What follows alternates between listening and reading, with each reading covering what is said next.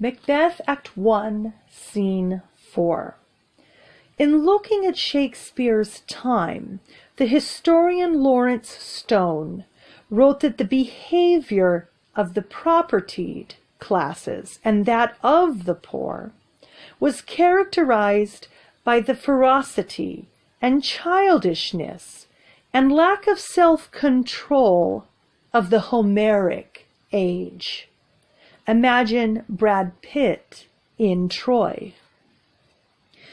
Their nerves seem to have been perpetually on edge, breeding language and quarrels so intemperate as to be almost deranged, and a readiness to resort to direct action with no holds barred, and a general contempt for legal restraint.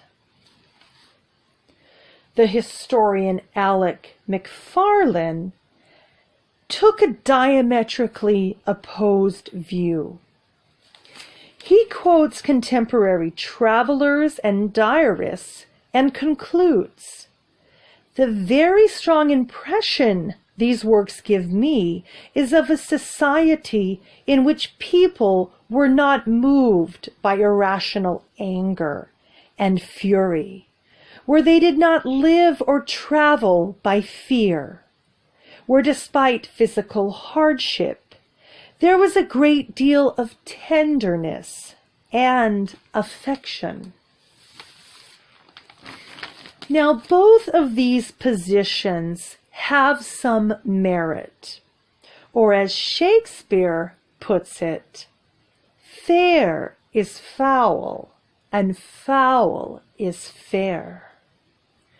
There's no art to find the mind's construction in the face.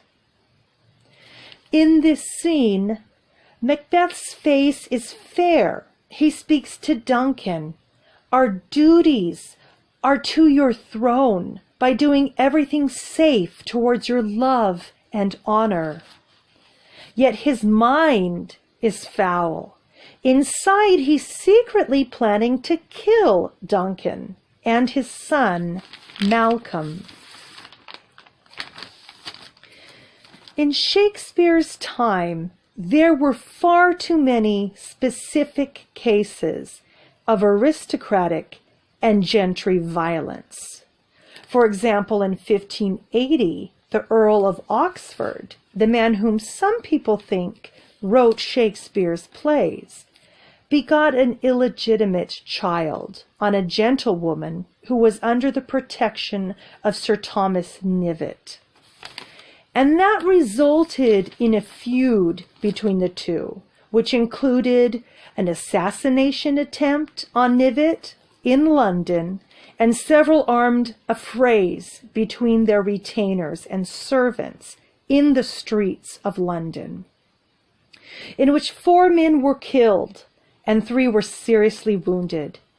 And yet the courtiers responsible were too powerful to be actually indicted by the courts.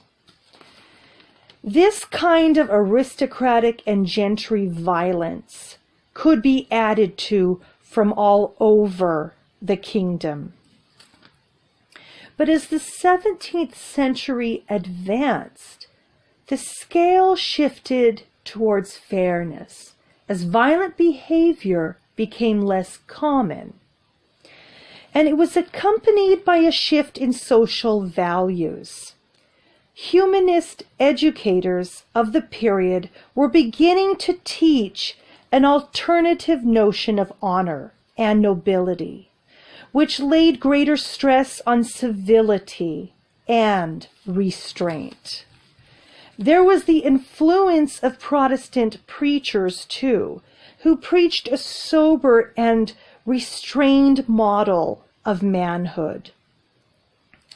All of this changed the expectation of what was tolerable behavior among the elite, and they were providing a model for a new man, a man whose mind's construction is fair and not only the face.